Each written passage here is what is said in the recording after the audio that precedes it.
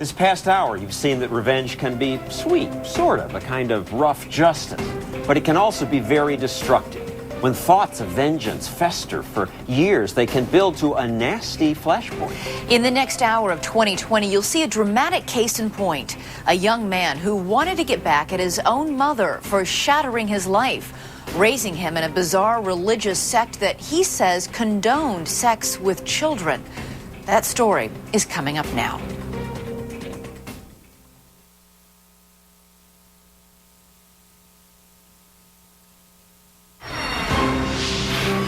Tonight on 2020, February 2nd, 2007. Well, hey everyone. This is Rick, and I am making this video. I don't think he really thought he had a chance in life, that his life was already over. It had been ruined. I want there to be some record. My ideas, just who I was, really.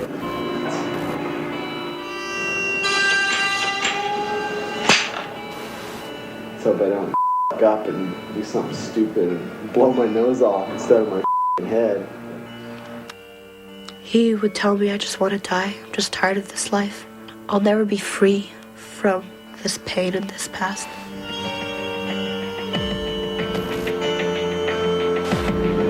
The goal is to bring down those sick Mama and Peter. My own mother. God damn. How can you do that to kids? How can you do that to kids and sleep at night?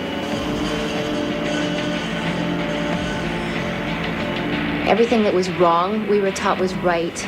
Everything that was really evil and wicked and perverted was done in the name of Jesus. It really does f*** your head up.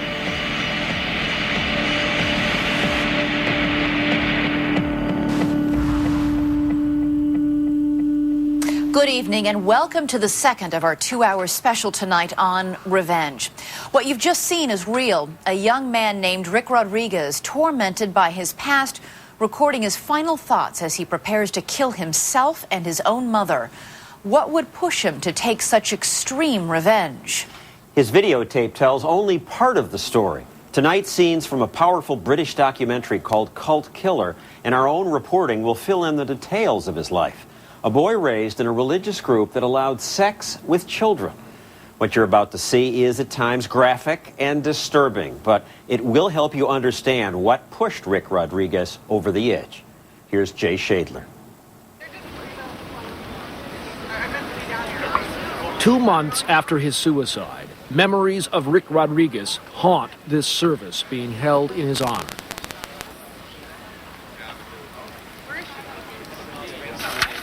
Like Rick, many here were raised in a fringe religious sect that practiced free love. We're here to say goodbye to a friend that we had, somebody who need not have passed the way that he did. Like Rick, some of the mourners say they were abused at the hands of a group originally called the Children of God. Its radical sexual philosophy was known as the Law of Love. I wanted to show Alexia how many people loved Ricky, how many lives that he touched. The law of love. They could do anything that they wanted, really, as long as they did it out of love, you know. So they use that a lot for a lot of things, you know. For the sharing, you know, for the swapping of couples. So basically that was the only law that they lived under.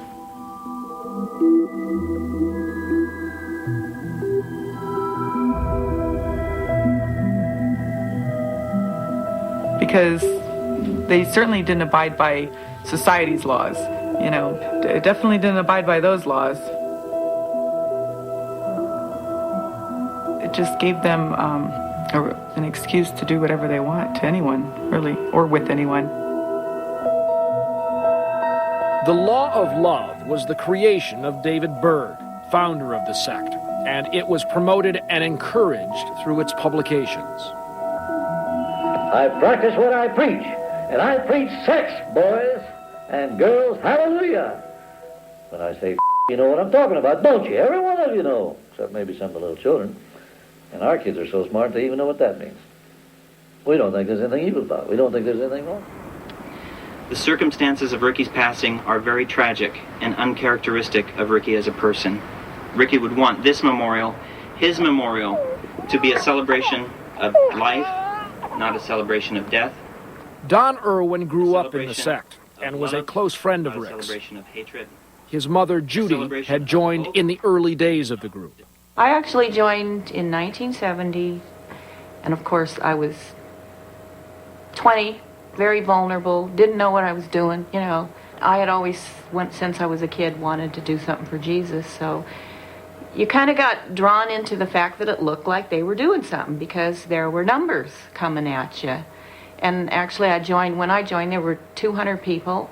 Within 3 years, there were 10,000 people. The Children of God were founded in 1968 in Southern California by a charismatic Baptist minister called David Berg.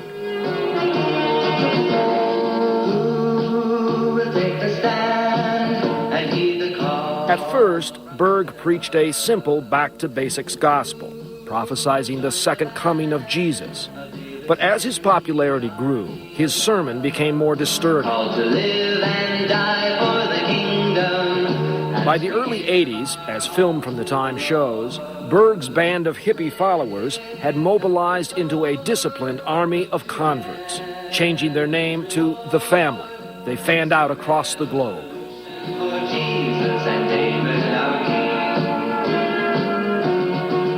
Kind of got sucked in, you know, and I got sucked in before I knew I really thought I was joining a Christian organization.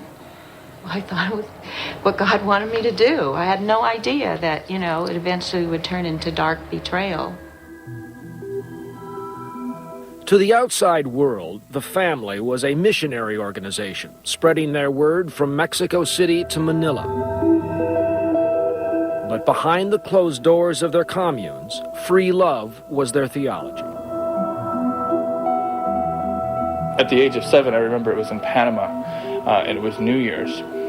And I slept on one of these trundle beds that pulls out from a bunk bed. And I remember rolling over and looking, and there was the behind of one of the sisters in the home, and she was having sex with my father, less than a foot from me. I remember her name to this day. I remember getting up and going to the bathroom and looking in my mom's room, and my mom was having sex with the woman's husband. This wasn't an anomaly.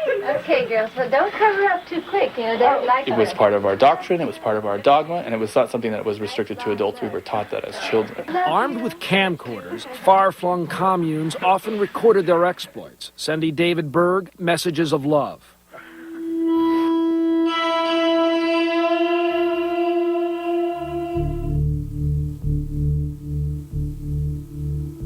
Rick was the result of a grand sexual experiment. His mother, Karen Zerby, was David Berg's favorite consort. Early on, he devised a radical method of recruiting new converts. It was called flirty fishing.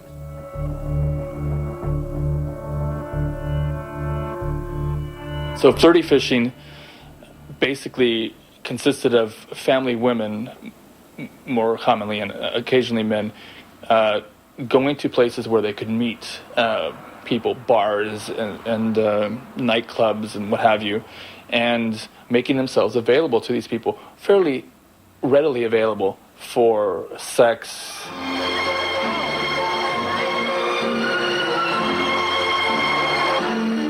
And then there was the expectation that they would lead these people to Jesus or pray with them to receive Jesus as their Savior. Here you see Faithy as she witnesses, and he's asking her at this time, do you think I'll go to heaven? Very, very sweet man who really enjoyed their contact that night. I was never asked to share until the FFing thing came out, and then it was kind of a pressurized thing. It was like, you either do it or you're out. David Berg, in his writing, refers to them as God's whores. My mother, when I use that terminology, my mother took exception to that. And I reminded her that it wasn't I who used the words God's whores, it was her founder. Reportedly, Rick's mother, Karen Zerby, was one of the first hookers for Jesus, allegedly fishing 18 different men on a single trip to Tenerife. One of them was a local waiter, Rick's father. Because David Berg wanted an heir apparent he could mold in his own image, Berg adopted baby Rick, celebrating the group's new Messiah in publications and documenting his childhood in intimate family pictures. He was almost like, I don't know, what would you compare that to? I suppose he was just very famous, you know.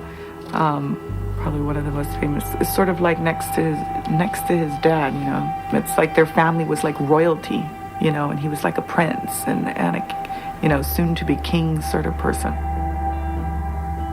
But the mantle of leadership came with a price. Berg would also use his son as an ideological plaything, pushing the sexual boundaries for a new generation of disciples. You know, we may not believe in God. I don't. At least, certainly not the Christian God. He talked about suicide a lot. And I would ask him, you know, why he felt like that. Why did he want to die? And you know, he said, you know what, because I'm already dead. When 2020 returns, the roots of Rick's despair. Former members describe a childhood robbed of innocence by David Berg's beliefs. The women not only had sexual relationships with the young boys, they were also facilitators. They also gave their children to the men. Next. Revenge continues on 2020 with Jay Shadler. Okay, we're back. So, anyway, duct tape. You can fix anything with this stuff. Yeah, I'm gonna fix some people with this. Anyway, okay, I'm sorry. I'm getting all off track here. Where the was I? Suicide. Yes, suicide.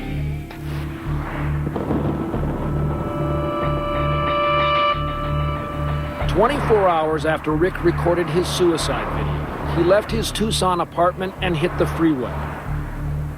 Driving west through the Arizona desert, he made his last phone call to his estranged wife, Alexi. He said he was afraid of dying. I told him that I believed in angels. And I told him that when he died, that he would feel love that he never got to experience in this world. And he told me, keep telling me nice stories.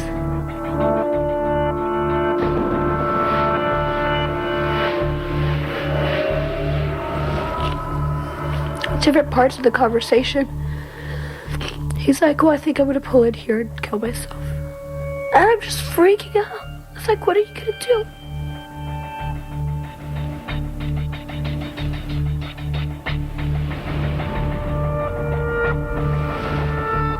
By this time, he was really tired. I think he had been awake for like 2 days.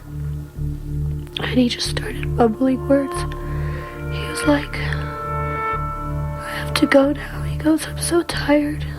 I'm so tired of thinking. You know, he just, it was just expressing thoughts, everything that's going through his mind.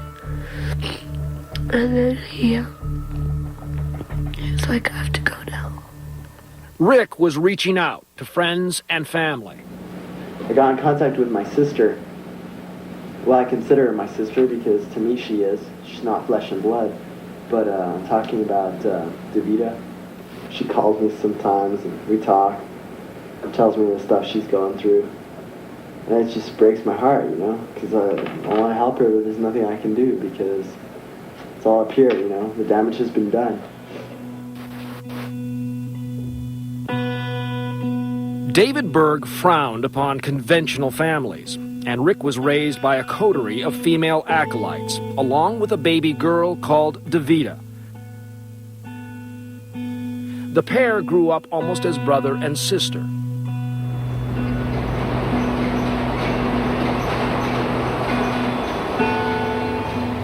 As the family's patriarch continued to break sexual and religious taboos, Rick and Davida became his latest playthings. Growing up as a kid, I remember everything revolved in our lives around religion and sex. They expected us to have some interaction between ourselves with the intent that we would get married, and become the future heirs to the throne, so to speak, meaning that we would be the next future leaders, with the next gurus, the next David Berg, and the next Karen Zerbe of our time. Not only were Rick and Davida encouraged to have sexual interaction, but they also shared David Berg's bed. I remember actually, I used to look forward to going and spending time with him in the evenings, me and Rick, because it was the only time that he would actually let us watch cartoons. We were absolutely not allowed to watch any TV whatsoever. And it was the only time that we watched cartoons. He would always let us watch Scooby-Doo. Well, we didn't look forward to Love Up Time, but that was part of the package. You get to watch Scooby-Doo and eat chocolate and have, loving interaction with Grandpa.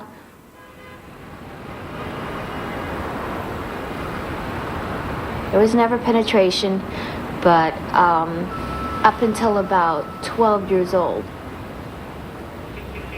it was never penetration. It was just really all the other forms of molestation, touching and oral, and mostly just that.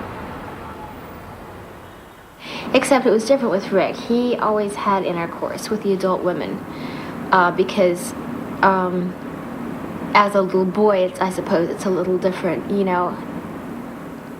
It was actually very common in the family for the adult women to have sexual relations with young boys. The women not only had sexual relationships with the young boys, they were also facilitators. They also gave their children to the men.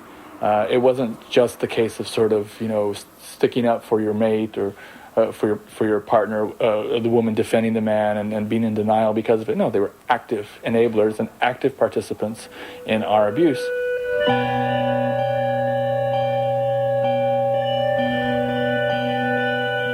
Rick and Davida even starred in their own bedtime story, printed by the family as an example for all their children to follow.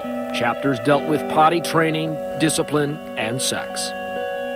The book was just written by my mother because my mother was the one that had raised Rick and myself. So she had just written these chronicles explaining on a day-to-day basis on how we interacted and what she was teaching us and what we were learning, and that included sexual encounters that she had with him, and how she used to masturbate him to sleep, and how she would make sure that he would have his love up time before bedtime. It was just it's really, I don't know, you have to read the book. It's really... So that's what the Davidito book was. It was just a book written about our lives and how we were raised and how other people should imitate the way we were raised and try to do the best to raise their children accordingly. By the early 80s, David Berg was on the run from Interpol on suspicion of pimping, moving with Rick and Davida from one secret compound to the next. Now he commanded his female acolytes to send him strip videos. 2 young English girls, Celeste and Christina, were among those he ordered to perform before his cameras. That's, to me, disturbing, because this was just the start of much more. Well, we were told we were dancing for God as well as Berg, didn't we? Yeah, glorify God and dance. Yeah, it's just sad. It's just... David Berg wrote a letter called Glorify God in the Dance, where he gave specific instructions about what he wanted to see on those dance videos. So it came right from David Berg. It was his idea, and it was for him. Celeste says her strip video was filmed at the family commune in Greece and directed by Berg's lieutenant, Paul Peliquin, who she says enthusiastically followed the example set by Berg. I hold Paul Peliquin responsible because he ran the communes. His word was go, and he was the one that did those dance videos when I was in Greece. I remember him yelling and being quite physically violent with me on many occasions throughout my childhood. I remember particular sexual abuse when I was 9 years old. It was on the floor in the studio, and I had to masturbate him, and he masturbated me, and then he masturbated himself in front of me. I remember that particularly, but I don't remember every instance, because I mean it happens so often. John came to me and she said, well, since Dad suggested that I make love to him in the latest comment tape, do you think I should masturbate? And I said, of course, that sounds beautiful. He was the one that would use David Berg's writings to support his position, and also help to set up the schedules that I would be put on for sexually servicing all the men in the home. Zach didn't know, so I said, Zach, keep filming. We film it. They didn't report to anyone else except for Berg. What happened in that location is they began to institute and institutionalize the pedophilia that Berg was already practicing in his personal household. And sadly, what happened with that inner circle, as far as some of the guys were, is it essentially became a pedophile ring. They viciously abused Amy as well as Celeste in a very systematic way over a very, very long period of time. Now, the pernicious thing about all of this is that the children were enculturated to believe that this was normal. It was really a beautiful experience. It really... Despite the allegations against Paul Pelequin, he has never been charged with any child abuse. What about these, perverts? Aren't they the real terrorists? Terrorizing little kids? Driving them to suicide? Isn't that like murdering them, basically? If you with their mind so much that they can't go on, they really can't go on. Isn't that like killing them? When 2020 returns, the family comes forward to defend its past, captured in a how-to guidebook. You've got pictures of kids in sexually compromised positions. Next. Revenge continues on 2020. Here's Elizabeth Vargas. Former members of the fringe group, then called the Children of God, say that part of their religious upbringing involved the worst kind of child abuse, incest and pedophilia that would haunt Rick Rodriguez until the end of his life. God damn. I can only imagine what my sister goes through. She has nightmares about, being dragged out of bed in the middle of the night to go have sex with Berg. God damn. It was very strange because during a lot of these sexual interactions, David Berg would be getting prophecies. And he'd lift his hands in the air and get a prophecy and say that was about, saying that was amazing sex that you just had with the ghost gypsy. The gypsy ghost is saying, thanks, it was,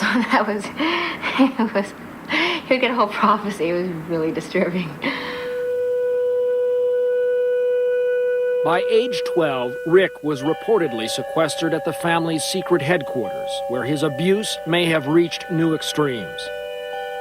In the mind of his father, incest was virtuous, and according to DeVita, Berg encouraged Rick's mother, Karen Zerby, to join in their sexual games. I specifically remember a couple of accounts where we were all in the same bed. I was required to be having sexual interaction with the guru at the time, David Berg, and I would be on his right side masturbating him while Rick would be having full sexual intercourse with his mother on the other side of the bed. But it'd be like a big happy family time in bed between the four of us. There are a lot of things that I've sort of come to terms with, and I understand the issues of control and the family. But what I haven't come to understand yet is how such a large group of people of diverse backgrounds, of diverse ethnicities, of income levels can so readily turn to wholesale pedophilia. Not everybody engaged in it, but if you were in the family, you knew about it. In the case of Ricky Rodriguez and DeVita Kelly, evidence that they grew up in a sexually charged atmosphere is hard to refute and even harder to look at in photos from the family's own publications. Claire Borowick is the spokeswoman for the Family International. When we spoke with her in 2005, she said she was deeply saddened by what has happened, but doesn't believe her organization is responsible and denies Rick was a victim of sexual abuse.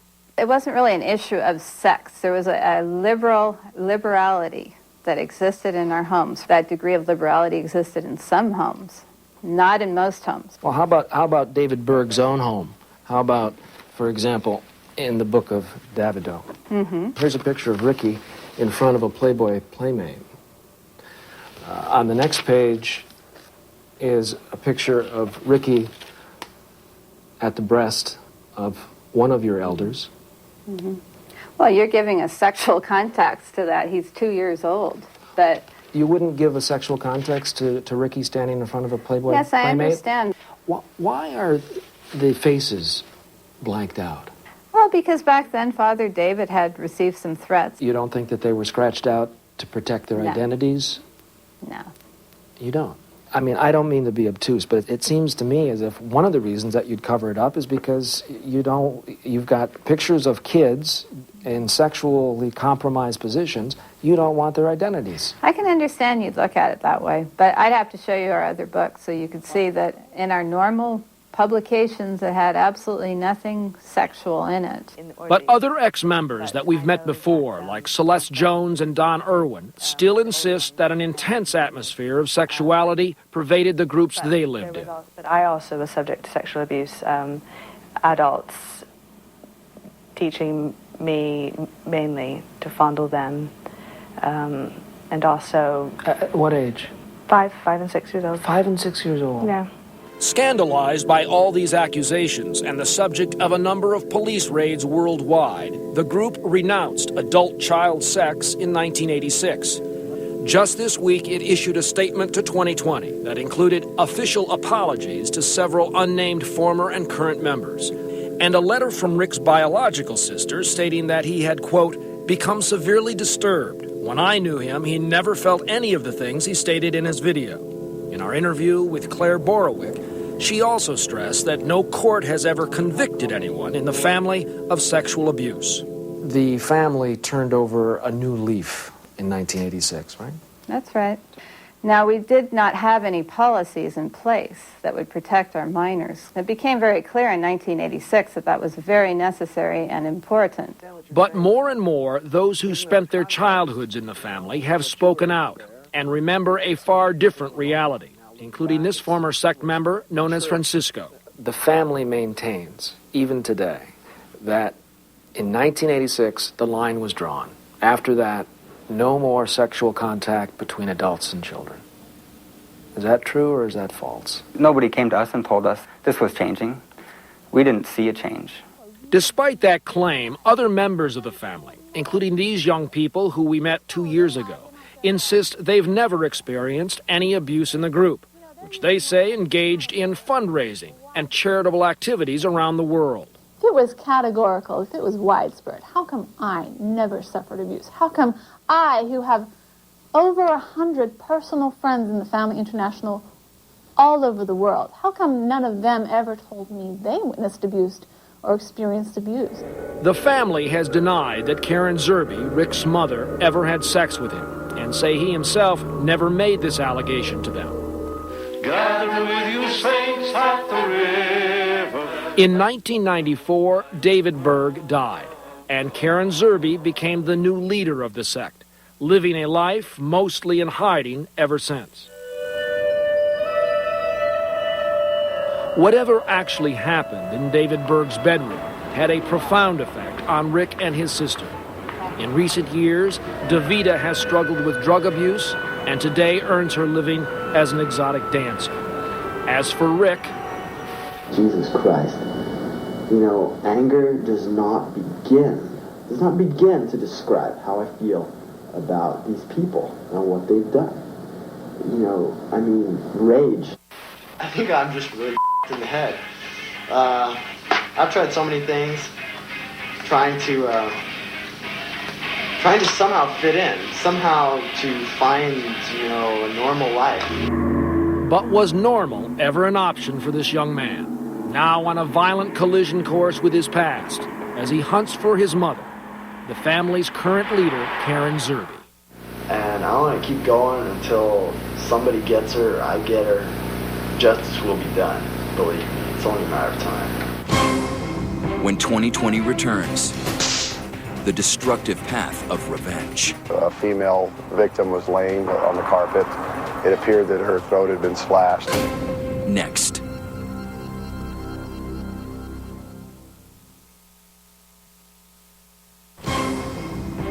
The legacy of Rick Rodriguez, describing a childhood of sexual abuse that he says drove him to violence. I had known that it was coming. It wasn't a matter of maybe it'll come. It was a matter of when is it going to happen. When 2020 continues, after this from our ABC stations. Revenge continues on 2020. Here's John Stossel. We continue now with the story of Rick Rodriguez. 7 years ago, he and his girlfriend were determined to break with the family and start a new life. They moved to the Northwest. They got married. Rick got a new job, and things seemed to be looking up.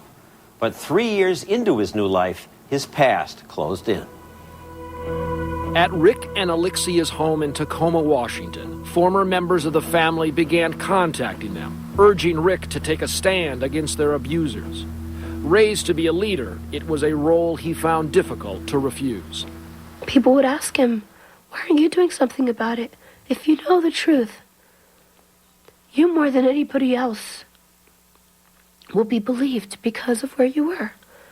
They're like, "You owe it to us," you know? And here he is. He's got a good job. He's got a happy life. In his heart, he didn't think it was fair for him to have been given that second chance when there were kids out there that were hurting.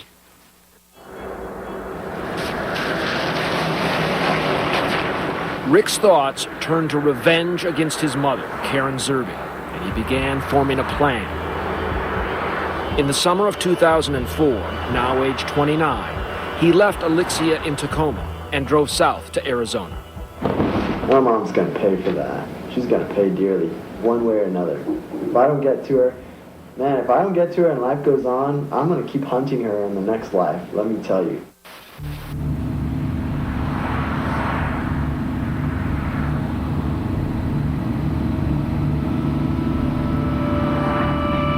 As official leader of the family, Karen Zerby's whereabouts were a closely guarded secret.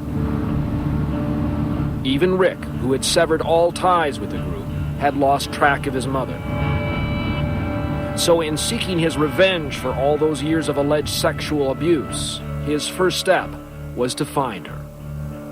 I knew that he had a plan to find his mother. I knew that that's all he was really wanted to do. He really wanted to confront her face to face and ask her, you know, and get some answers. He was searching for his meaning in life. He really was. And I think he finally came up with the conclusion that his reason for living was to make right his mother's wrongs.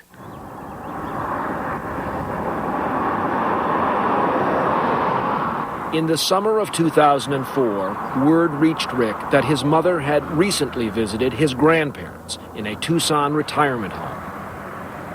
By September, he had moved to the city. Like an urban hunter, he waited for his mother to reappear. In the meantime, he made contact with his aunt, Zerby's sister, who lives in the city and shuns the cult. He was my nephew. He needed help. He was the one that was going to be helped. And any anger he had a right to it. His mother didn't take care of him. He didn't have a mother. I had known that it was coming. It wasn't a matter of maybe it'll come. It was a matter of when is it going to happen.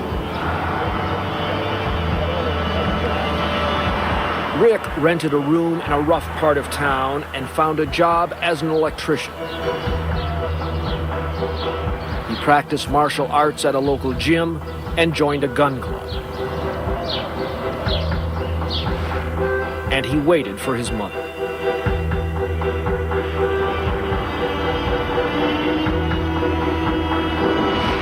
Four months after arriving in Tucson, Rick set up his new video camera and pressed record.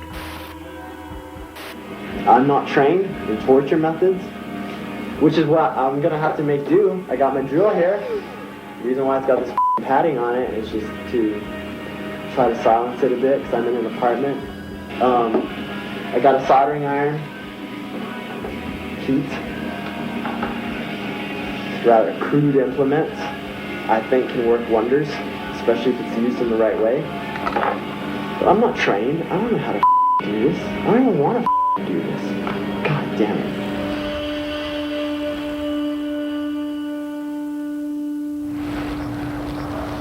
Blythe, California Police Department contacted us on the morning of January 9th. We walked in, and the apartment was relatively clean and well kept, and a female victim was laying, an elderly female, she was laying on the carpet. It appeared that her throat had been slashed. There were some defensive wounds to her arms, some cuts on her arms as well. True to his threats, Rick had committed murder, but the victim was not his mother. It was her close confidant, Angela Smith. Smith had helped raise Rick, and in the story of Davidito, she reportedly appears under the pseudonym of Sue. Rick may have arranged a meeting with her early on the evening of January 8th, planning to force her to reveal his mother's whereabouts. While there were no signs of torture here, the savagery of the murder testifies to Rick's desperation. This need that I have, this need, it's not a want, it's a need, and I wish it wasn't, but it is. It's a need for revenge. It's a need for justice. Because I can't go on like this. It will never be known if Rick managed to learn where his mother was hiding. Perhaps he was still hunting for her as he left the murder scene and headed into the Arizona desert.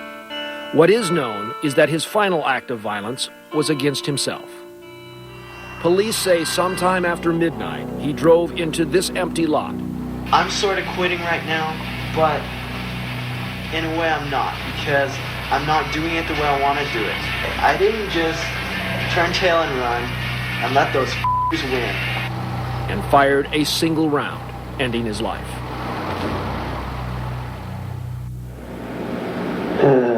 I would have a peaceful, happy life. I tried. I did. Maybe I didn't try hard enough. Gave it what I could, you know. I did. Rick Rodriguez is dead.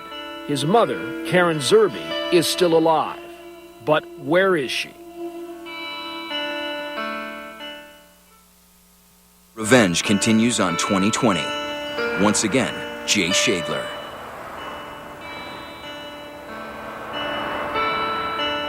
Those who knew him best say Rick Rodriguez was seeking revenge against his mother, Karen Zerby, when he finally committed suicide in the Arizona desert. He never found her, and former members of the sect say the FBI had been investigating her whereabouts as well.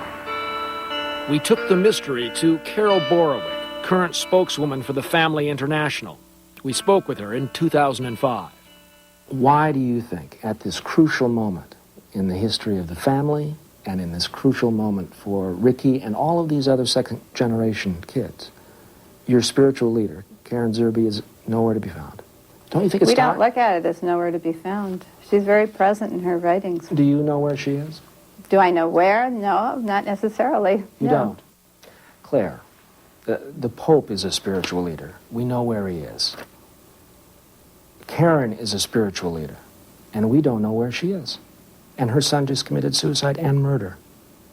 I'm aware of that. So why don't we know where she is? That's her policy. That's all I can tell you.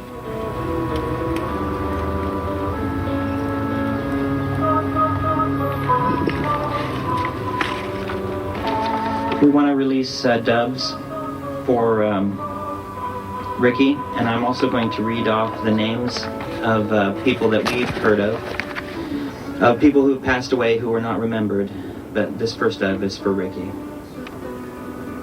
Abe, Amos, Rick Rodriguez is not the only second-generation member of the family to commit suicide or fatally overdose on drugs.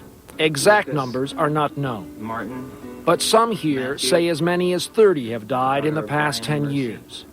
But on this day, this memorial service is for just one, Rick.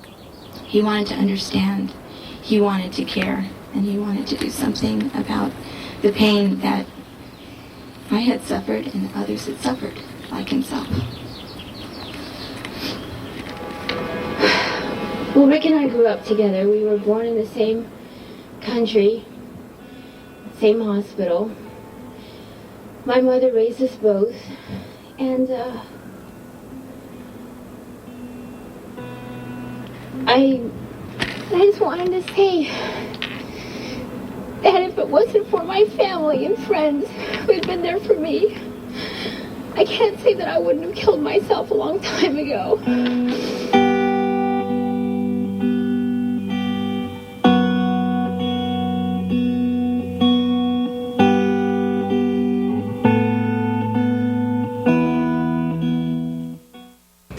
That's our program for tonight. Nightline is coming up after your local news. I'm Elizabeth Vargas. And I'm John Stossel. For all of us at 2020, we're in touch, so you be in touch. Good night. 2020 is always on, even when your television isn't. Just go to abcnews.com to get all the exclusives and special 2020 stories that truly touch your life. ABC News is always on for you at abcnews.com. Tonight on Nightline, they're the self-styled pastors of porn, preaching the gospel to porn stars. Can they really convince them to change their ways? Find out tonight, only on Nightline. Well, I'm hosting the Oscars. I'm excited about it, so I thought I'd go back to my roots. Time for some lunch, huh? This is too tight for four? You sit on his lap. Well, let's just try it. You're right, that seems too tight. Ellen hosts the Oscars Sunday, February 25th.